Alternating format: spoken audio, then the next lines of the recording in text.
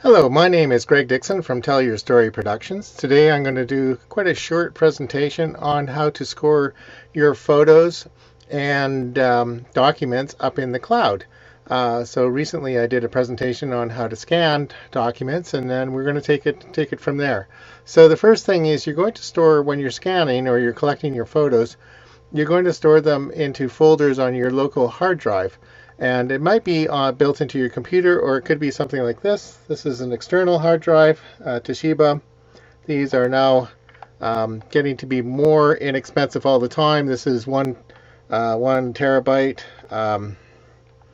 and which is amazing. That was probably less than $100. I've spent $500 for a 100 or 200 megabyte hard drive in the day. So it's amazing value these days. So that particular drive has a bit of a story to it. Bonnie and her family got together quite a few years ago, and they thought they would have a photo scanning party. So they all got together and they went through the many boxes of photos that were that were her mother's and her uncles, late uncles, and things.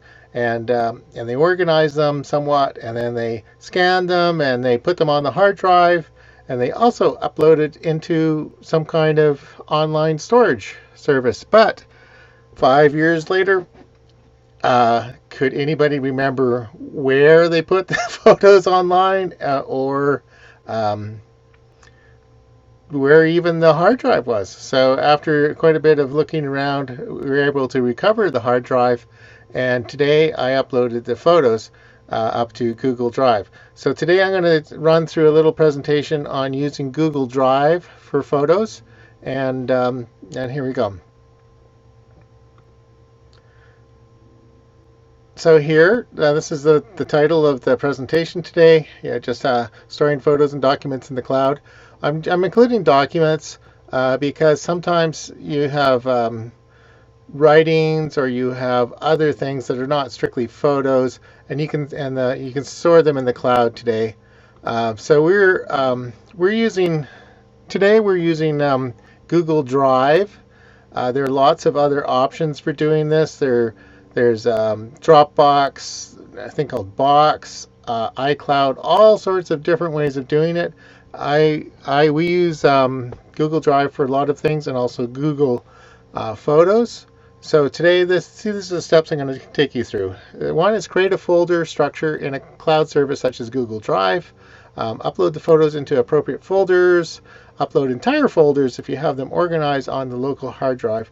And what that is that's what I did today. They had already organized all of the photos into a folder structure when they scanned them years ago, and I just uploaded all of those folders and all the files within the folders. And then add descriptions. Once you've got them online, you probably edit the file names, edit the descriptions to provide some notes, and then share the folders with your family and team, and then also a little bit about Google Drive versus Google Photos. So here, let's just step through this then. Okay.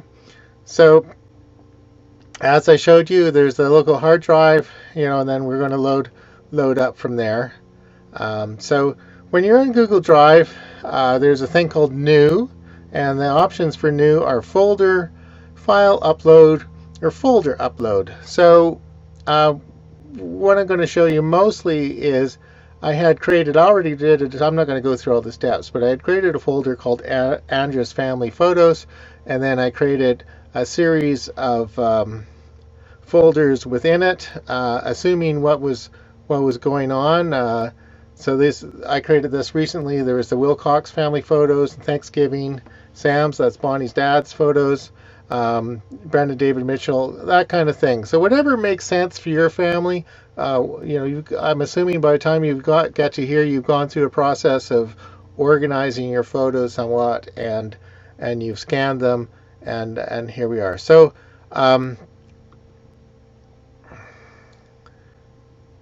so the next step is going back to that. If you remember that photo, that option of uploading folders, I had gone to the external hard drive, and I selected, they had a folder called Family Photo Project, and within that had a bunch of subdirectories. It's got Wilcox,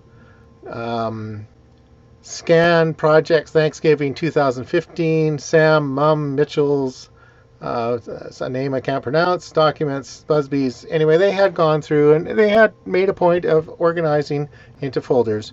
And so I just simply chose the upload folder, chose the folder, and it all went into this Andrews Family Photos 2019.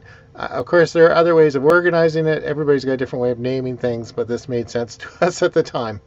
So here there are a couple of views. I was showing you sort of a folder view or a list view before. You can also click on, there's a toggle on the right-hand side of the Google Drive screen, and this is to show thumbnails of the photos, and you can see what's there. You can use that as a help for renaming the photos, because it's possible that you just have scan 1, scan 2, scan 3, and I think it's better to name them on the hard drive when you're doing it, but you may not have done it that way. So here's an opportunity. You can rename the files, and you can add descriptions. So here's on the bottom right hand side, I've got the top left photo, which is of Bernadette, and down at the bottom on the right hand side is added description. So I suggest you put in who's in the photo, how old are they, what's the year if you know it, if there's a special occasion, anything you want to know about documenting that photo. And that's where if you're getting together with a family, if you're taking notes and writing notes, and you try to get this into the Google Drive as much as possible for future uses. And I'm going to talk a little bit about, I misspelled Drive. It says Google Drive versus Google Photo. So I've used Google Drive. One of the reasons I use Google Drive is because sometimes when you're uploading documents or other things, maybe presentations that are not necessarily just photos.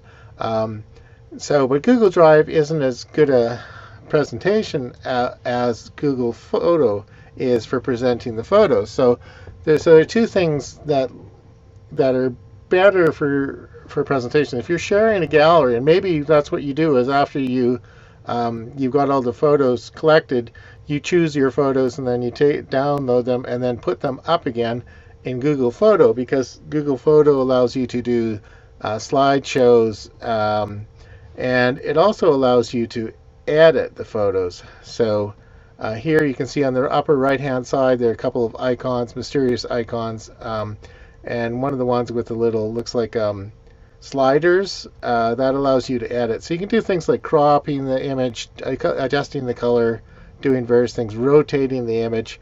You may have noticed in the previous slide that there were some. Let's go back here.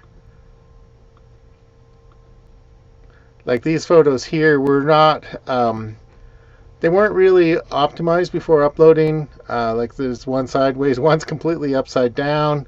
I think the time to edit those is on the hard drive before you upload, but you can do it later.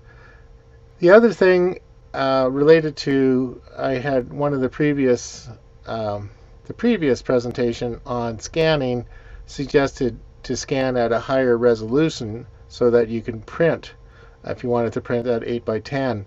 I think most of these photos are not scanned at a high enough resolution, so they'd be good for sharing through email and maybe a little slide presentation, but if you wanted to print them, they're a little bit limited. So again, if you do a little bit of planning in advance, you can make use of your time, because this is insanely time consuming to do all of this.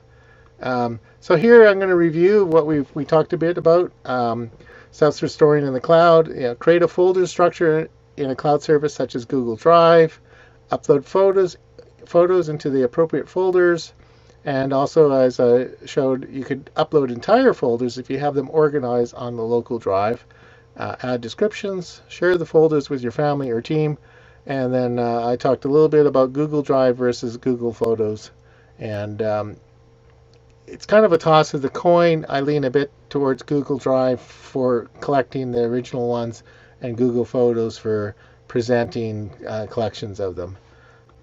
So that's pretty much it for it. It's it's a miracle that you can store all this information up on something like Dropbox or Google Drive, and much of it is free if you don't have huge amounts of huge volumes of photos. It can be free. Start uploading a bunch of video clips. You'll get to the point where you will pay a small monthly fee. But even then, I think my account shows I've used 200 megabytes out of 200 almost 200 gigabytes out of 2 terabytes on online. So it's really, I'm only about a fifth of the capacity, and I have a ton of video from other projects uploaded into the project. So it really is inexpensive. I think I pay about $3 a month for that. So once it's there, you can share it with all your family members. They can download it, so you can have safety copies on various hard drives, and people can add your team, your family, can add descriptions, help with identifying things. It's just a fabulous tool. Anyway, thank you. That's all for now, and good luck with your family photo projects.